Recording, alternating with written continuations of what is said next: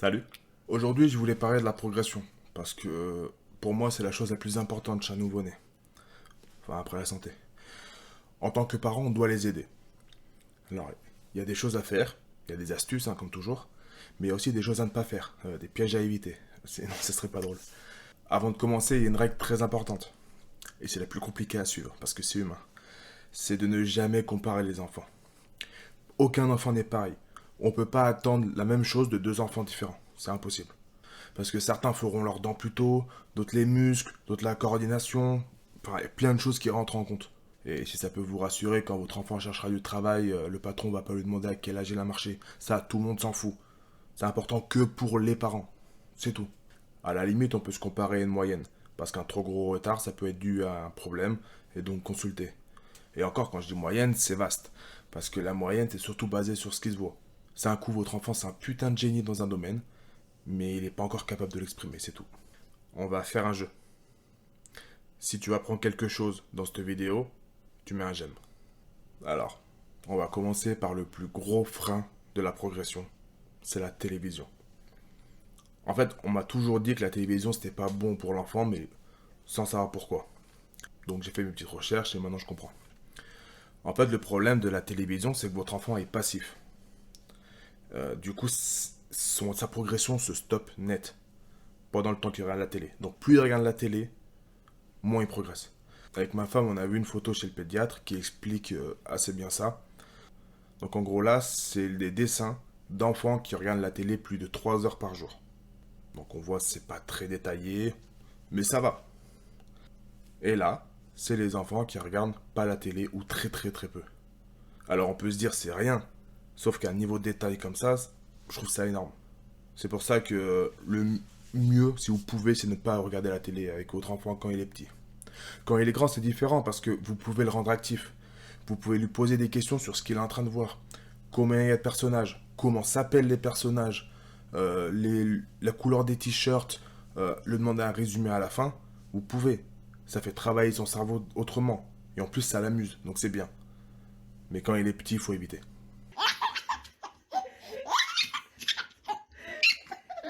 Ensuite, ce qui est très bon pour le développement, c'est les livres. Je suis équipé. Non, pas de souci. En fait, ce qui est bien avec les livres, c'est qu'il existe beaucoup de livres avec le même personnage. Ça va un peu devenir le héros de votre enfant. Et ce qui va lui permettre de s'identifier, et donc vouloir faire les mêmes choses que lui. Et des sujets sur les livres, il y en a autant que vous voulez. Il y a le pot, le sommeil, il y a la famille, les couleurs, les animaux, tout ce que vous voulez. Vous pensez à un sujet, il existe. C'est un coup, vous allez pouvoir trouver Juju chez les nazis. Ça m'étonnerait même pas à force. Alors, deux têtes comme ça, il doit y avoir Timothée, Juju, Crocolou.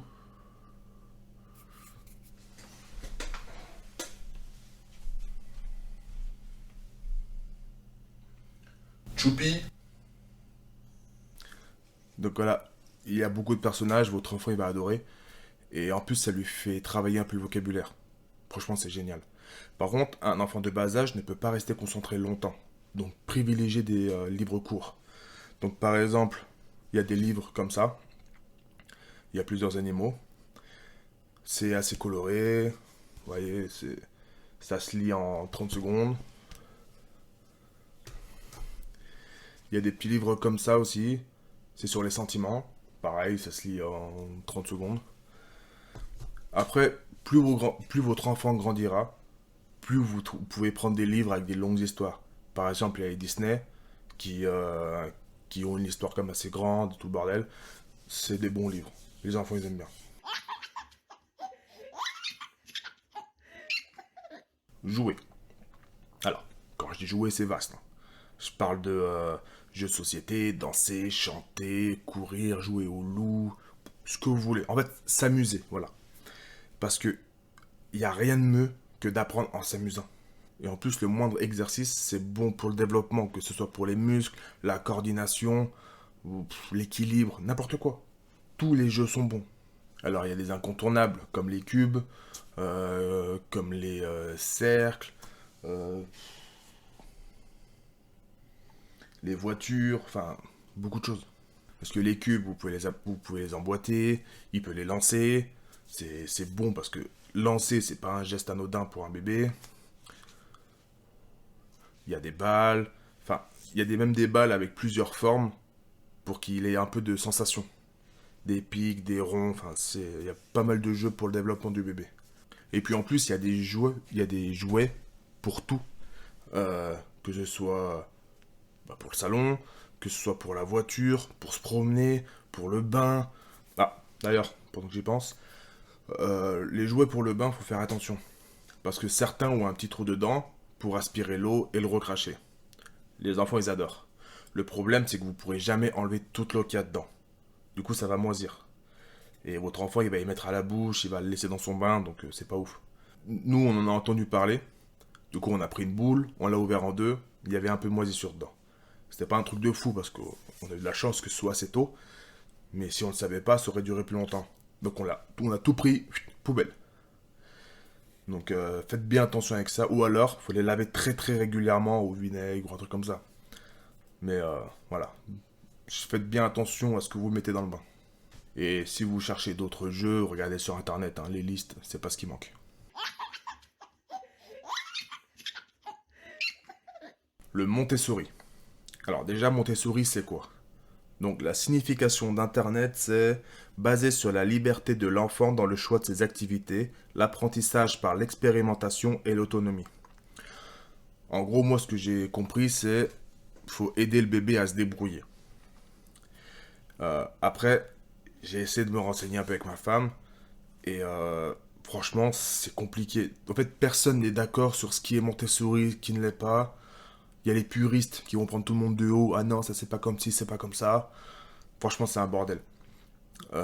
Après, ça a une excellente réputation, la Montessori. Il y a des écoles aussi qui font ça.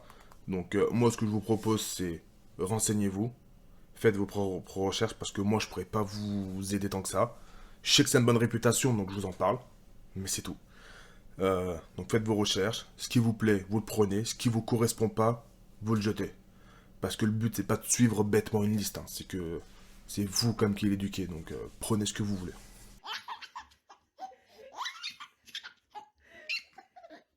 La langue des signes. Alors, quand j'ai langue des signes, c'est pas la vraie. Enfin, si, c'est la vraie. Mais en fait, elle est extrêmement simplifiée. C'est que des mots-clés.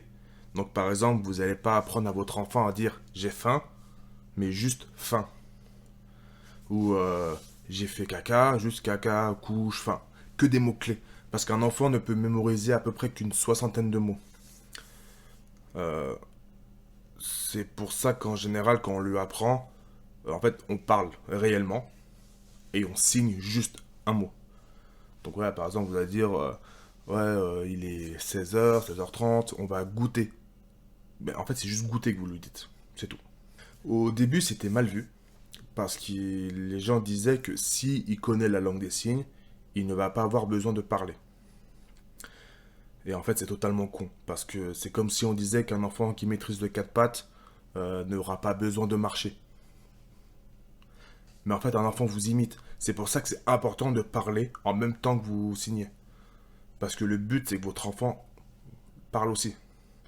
Et en fait, ce qui va changer avec la langue des signes, c'est que déjà, vous allez communiquer beaucoup plus tôt avec votre enfant.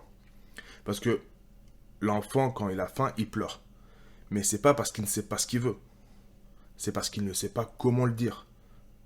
Son seul moyen de s'exprimer, c'est de pleurer. Donc il pleure. Et le fait de parler beaucoup plus tôt, bah, déjà c'est génial. Donc ça va lui donner une confiance en lui bien plus vite, bien plus grande. Euh, il sera moins frustré parce que vous allez comprendre tout de suite ce qu'il veut. Donc c'est génial. Par contre, le problème, c'est que si vous voulez lui apprendre, faut l'apprendre. Alors, moi quand je le dis, je me fais insulter, mais rien ne vous empêche de l'inventer. Si vous voulez pas vous prendre la tête, genre vous dites manger, ah, vous faites ça, manger. Je sais même pas si c'est le bon. Parce que nous, on a commencé à essayer de lui apprendre. On n'a pas été assez rigoureux. Voilà, alors c'est trop tard, on a oublié. Mais voilà, il y a plein de mots, en fait, qui, vu qu'ils sont pas logiques quand on n'y connaît pas, on les a oubliés. Donc, vous pouvez apprendre les vôtres, il n'y a pas de souci. C'est toujours mieux d'apprendre le vrai, par contre.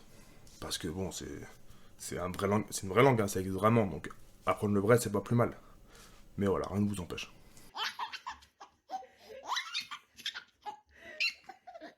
Montrez l'exemple. Sachant qu'un enfant vous imite, si vous voulez qu'il apprenne par exemple à descendre du canapé, montrez-lui. Voilà, vous aurez l'air d'un con, oui, mais c'est pas grave. Si vous voulez qu'il apprenne à se retourner ventre-dos par exemple, montrez-lui. Il vous voit. Vous pouvez aussi lui prendre ses bras et lui montrer la bonne position. Ça aide. Mais voilà, montrez-lui. Montrez-lui toujours l'exemple. C'est comme pour parler. Si vous voulez qu'il parle bien, parlez bien. Et c'est important du coup de bien faire attention aux mots que vous utilisez. De pas d'insultes, des phrases qui existent. Parce que je sais que moi je dis beaucoup c'est qui a fait ça. Ça se dit pas. Donc je sais très bien que dans peu de temps il va le dire. Donc il faut être très rigoureux tout de suite sur la façon de vous parler. Et par exemple, l'autre enfant un jour il fait tomber quelque chose, il a dit bapoum. Nous ça nous a fait rire, donc on le redit. Le problème c'est que maintenant il parle plutôt bien, et quand il fait tomber quelque chose, il continue de dire bapoum. Du coup c'est compliqué maintenant de lui dire non, on dit tomber. Donc voilà, faire attention dès le début.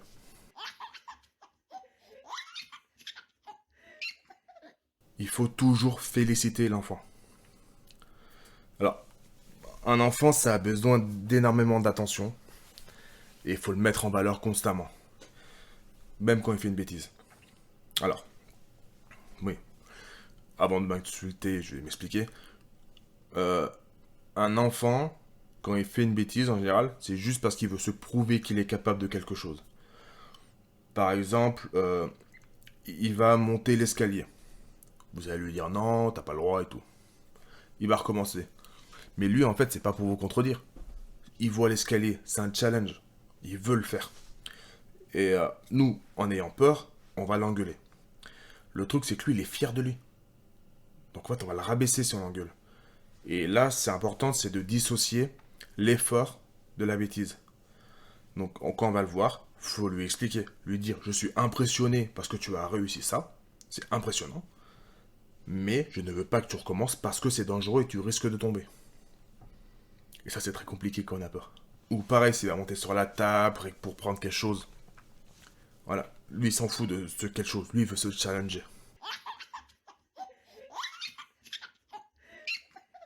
Après, il y a aussi beaucoup de choses à ne pas faire. Il ne faut pas trop le pousser. Si par exemple, pour reprendre le retourner ventre-dos, s'il ne veut plus le faire, arrêtez d'insister. S'il veut être sur le ventre et qu'il n'arrive pas, aidez-le à force. Parce que ça doit être un moment agréable. Si finalement il n'a pas envie, ça sert à rien. Ça va juste le démotiver ou le frustrer. Laissez-le tranquille à ce moment-là. Ne pas lui faire sauter les étapes. Et quand je dis ça, il y a un sujet qui vient en tête tout de suite, c'est de mettre un enfant assis quand il ne sait pas le faire. Déjà, s'il ne sait pas le faire, peut-être que ses muscles ne sont pas assez musclés, donc c'est dangereux. Et s'il n'a pas compris comment s'y mettre, il ne saura pas s'y enlever. La technique la plus simple pour un enfant qui ne sait pas s'enlever de la position assis, c'est de se jeter en arrière. Sauf qu'en arrière, il y a la tête. Donc en général, ça cogne assez fort. Donc sur ça, faites bien attention avec ça. Ne pas surprotéger l'enfant. Alors, quand c'est le premier, forcément, c'est compliqué. Parce qu'on n'a pas envie qu'il se fasse mal. Mais il se fera mal. Quoi qu'il arrive, il se fera mal. Et vous devez l'accepter. C'est dur, mais vous devez. Et si vous le surprotégez trop, vous risquez de lui transmettre votre peur. Et ça va le bloquer. Et c'est le genre de choses qui peut le suivre toute sa vie. Il n'aura jamais le courage d'essayer. Et c'est pas bon pour lui, pour son futur et tout le bordel. Donc acceptez le fait qu'il se fasse mal. Mais voilà, c'est important. Laissez-le se promener. Bon, quand je dis ça, forcément, s'il monte les escaliers, bloquez-le quand même. Enfin, selon comme vous voulez faire. C'est votre enfance, c'est votre éducation. Mais quand je dis laisser se promener, c'est... Il y en a qui ont un réflexe, c'est par exemple le mettre sur un tapis. qui est bon, un bon réflexe, parce que il va commencer à lever la tête, à se mettre à quatre pattes et tout, il va tomber. Un tapis, c'est bien. Sauf qu'il y en a en fait qui veulent qu'il reste sur le tapis. Parce que le carrelage c'est sale, parce que c'est si, c'est froid, enfin, voilà. Laissez-le se promener. Il y a une phrase que ma femme m'a dit, que j'ai adoré, c'est autant chez lui que chez nous. Donc laissez-le se promener. Parce que s'il voit un objet à l'opposé de la pièce, il faut qu'il y aille. Parce que c'est un challenge, comme je disais.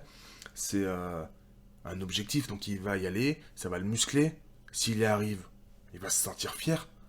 Ça sera en plus un moment pour vous de le féliciter. Il va être encore plus fier, ça va le motiver encore plus. Par contre, il y a un piège là-dedans à faire. C'est par exemple s'il vient vers vous. On a tendance à reculer un peu pour le pousser un peu plus. Le problème, c'est que vous êtes juste devant lui et il n'arrive pas à vous atteindre. Et pour eux, c'est hyper frustrant. Donc à ce moment-là, ne reculez pas. Laissez-le vous atteindre. Félicitez-le, enfin tout le bordel. Et ensuite, si vous voulez refaire ça, reculez un peu plus. Mais sur le coup, restez là où vous êtes. Donc ça, c'était des astuces pour le développement physique. Il y a aussi des techniques pour les sentiments, genre pour gérer la colère, gérer la tristesse, la frustration, le sommeil, plein de choses. Et pareil, il y a des techniques, il y a des jeux à faire pour la colère. Enfin, il y a beaucoup de choses, mais ça, j'en reparlerai sur une autre vidéo. Peut-être. Voilà. Si vous avez appris quelque chose, vous pouvez mettre un j'aime. Si vous connaissez quelqu'un qui vient d'avoir un enfant ou qui va avoir un enfant, vous pouvez lui partager, ça peut l'aider. Et ça peut m'aider aussi, hein, on va pas se le cacher. Si vous avez d'autres astuces pour me contredire ou pour quoi que ce soit, vous pouvez mettre un commentaire. Je les lis. J'en ai pas. Mais quand j'en aurai, je les lirai. Et je vous dis à bientôt. Salut.